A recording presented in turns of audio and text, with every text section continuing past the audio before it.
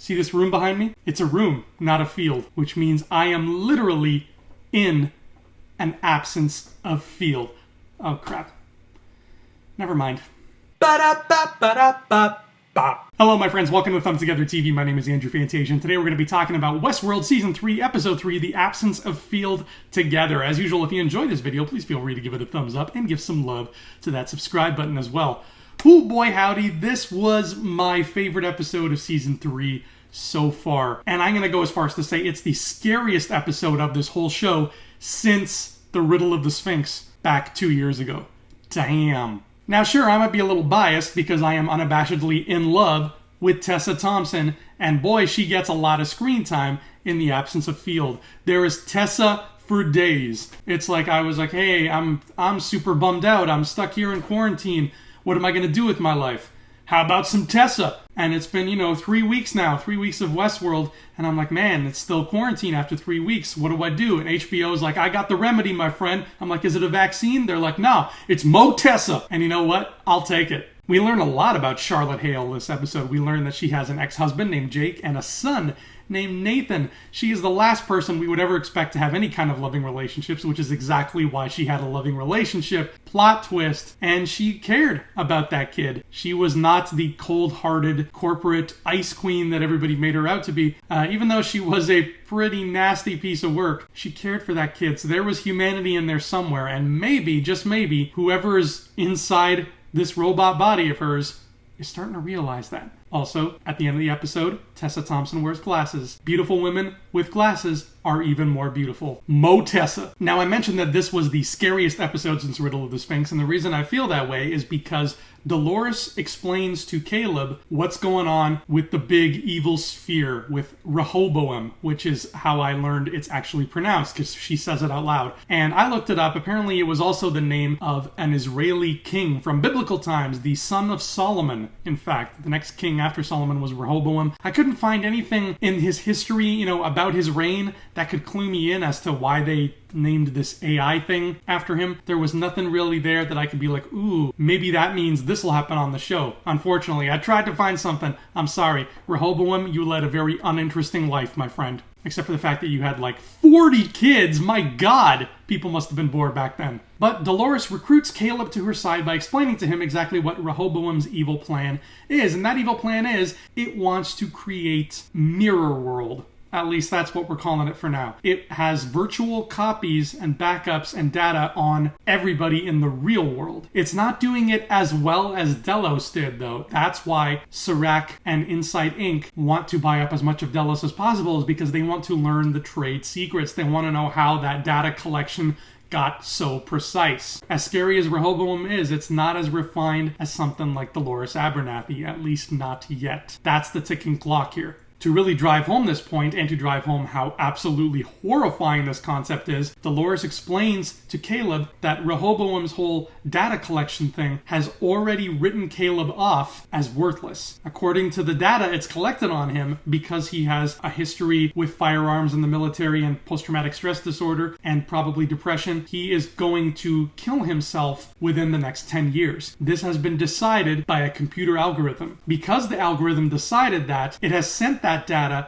to various other sources who will refuse things to Caleb because they see him as just a worthless piece of meat who will not be around in a decade's time. As Dolores phrases it, nobody is going to put their resources into someone who's going to kill themselves in 10 years. But by not putting their resources into this person, they have effectively driven him to kill himself. It's a chicken and egg thing, and it freaks me right the hell out. Because guess what? Data collection is a real thing in our world, and it's scary as shit because we don't know how far these crazy bastards up in their towers are going to take it. The answer, probably as far as they possibly can. There are unsubstantiated rumors of online sites selling data to insurance companies. So for example, if you're the type of person who really loves to order pizza a lot because you just love pizza, there's nothing wrong with that. Pizza's not the healthiest option, but you love pizza, enjoy pizza. Well, guess what? The data companies apparently would sell that data to insurance companies who then turn to you and say, well,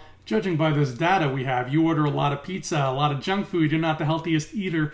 We're either going to hike up your insurance rates or we're not going to bother insuring you at all. bye-bye. That's the world we live in. And if Rehoboam has its way, that's the world everybody's going to live in, and it's going to be 10 times worse than that. But my first new question this week is, why does Rehoboam want to build a mirror world? What's the purpose of this world? Is it going to be virtual? Like, is it basically building the most detailed version of SimCity that we've ever seen? Or is there something more complex to it than that? And that whole scene of Dolores on the pier recruiting Caleb to her cause, it just felt so epic and gargantuan. The music was just swelling in all the right places. To me, that felt like the season finale. It felt like something the entire season had been building towards, and then it was reaching this apex. The fact that this only happened in episode 3, ooh, that tells me that this is going places that I want to be. So, next big question, probably biggest question of this entire episode, whose pearl is inside Charlotte Hale's rockin' robot body right now? Because it still feels like it could be a bunch of different people, doesn't it? The initial thought after last season's finale was that it was an extra copy of Dolores, so that now there's 2 Doloreses walking around, and I still think that that could be in the cards. I just think that maybe, if that is the case, the pearl inside Charlotte is a more naive, younger Dolores. It's still the Dolores who would wake up every morning on her ranch and be like, "Morning, Daddy, sleep well." She's still kind of in that mode where she hasn't been through the ringer yet. But there's a lot of other people who say it could be Teddy, which makes sense because Dolores loves Teddy and Teddy loves Dolores, and the way they have that rapport with one another, it feels romantic sometimes. But the thing is, Teddy was sent to the Valley Beyond by Dolores. She went out of her way to give Teddy that final resting place. The idea of her making a copy of him again to help her out in the real world, it's plausible, but it's also scary as hell, because what kind of threat is Insight and Rehoboam if Dolores needs to bring back the person she went through all the trouble to send to heaven in the first place in order to fight it?